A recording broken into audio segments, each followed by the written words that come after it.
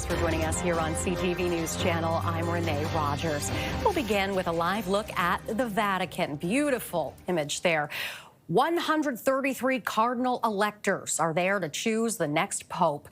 They've sequestered themselves inside to begin the centuries-old process of selecting the next leader of the Catholic Church and its 1.4 billion followers. CTV's Adrian Gobriel joins me now from Vatican City.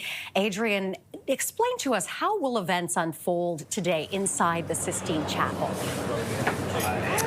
Yeah, Renee, we saw at about 4:30, they began entering the Sistine Chapel. Those 133 cardinals you mentioned, 4 of which are Canadian. They entered in. The doors were closed to the Sistine Chapel at about 5:30.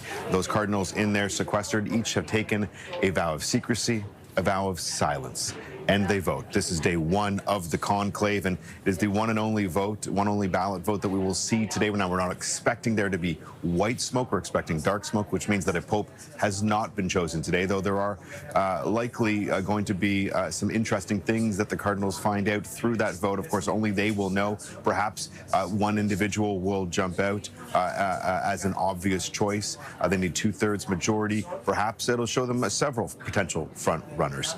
We're waiting to see. I'm also joined right now by author, Vatican correspondent, Gerard O'Connell. Gerry, you've lived here for 40 years. This is your 3rd conclave. Right. Where does this one rank?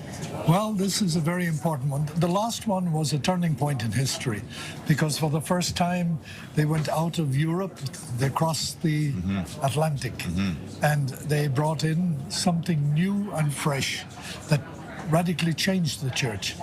And now the big question is, when they elect the successor to Pope Francis and the 266 successor to St. Peter, who died down here, he was executed down here, when they do that, will they choose a Pope who is going to substantially build on the legacy of Pope Francis? Or will they choose someone who wants to put on some brakes and return to more of an institutional church? Yeah, return to the doctrine, yeah. Much debate on that. Take us through what may be happening right in this very moment. We know that the cardinals have been sequestered. They're inside the Sistine Chapel. Where do we believe they are right now with the first vote of this first day of the conclave? Well, it's 7 o'clock now. They have probably finished voting. 133 of them will have, one by one, written on a little sheet of paper, a ballot sheet, folded it, and then they will walk up one by one carrying this ballot sheet in their hand high and say, standing under Michelangelo's Last Judgment, that famous, and they will say, I asked God to be my judge, that the one I am voting for is the one whom in conscience I believe is the most suited to be the next successor of Peter. So it's a pretty hefty responsibility. A lot rests on their shoulders, Gerry, as you touched on there. We know that, there are historical conclaves that have taken many weeks. This one is expected to take a number of days, potentially.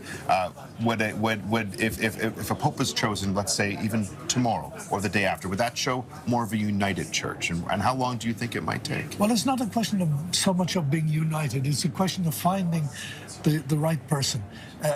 You know what the cardinals say? That God has chosen who's the next pope.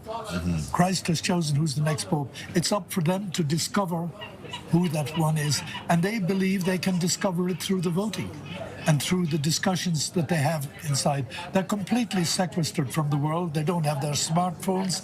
They have a complete communications blackout in there, and so there is no communication with the outside world, and they will continue. Now, they vote once tonight. That will be a vote that reveals something. It will reveal, is there really a front runner, as the Italian press and some of the international press has been saying? Are there 2 front runners?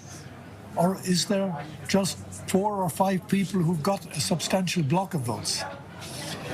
They'll go back, have dinner tonight in the Santa Marta where Pope Francis lived, and in another building near it, because this is the biggest conclave in history. Yeah, 133. Never before, from 70 countries. A new record. And 12 from countries which never had a cardinal before. So it's a complete new kind of, what shall I say, puzzle. And many of them don't know each other. You know, Pope Francis made almost 20 of them last December, including Cardinal Frank Leo from Canada. Yeah. And I spoke to him the other day, and he said, well, so many of them I don't know. Then yesterday I met a much older cardinal whom John Paul II made cardinal. And he said, I looked around and so many I don't know. So they wouldn't recognize each other face to face, and certainly they don't understand what the other is thinking. So it could take some time. Yeah, they will pray a lot.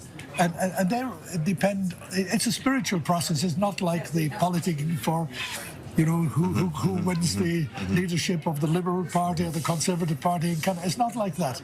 It's a very different process.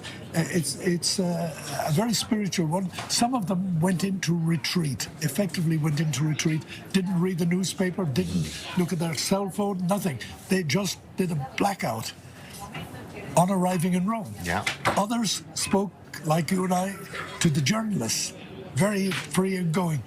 And so they will vote tonight, and that vote will reveal something. And we wait, and the world waits. We won't know what it is.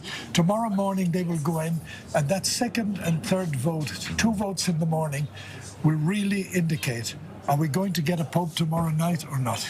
Because if somebody begins to run away, as it were, gets a whole package of votes more tomorrow morning, in the first and even more in the second, like happened Pope Francis. Yeah, in the 5th vote. He was number 2 on the first vote.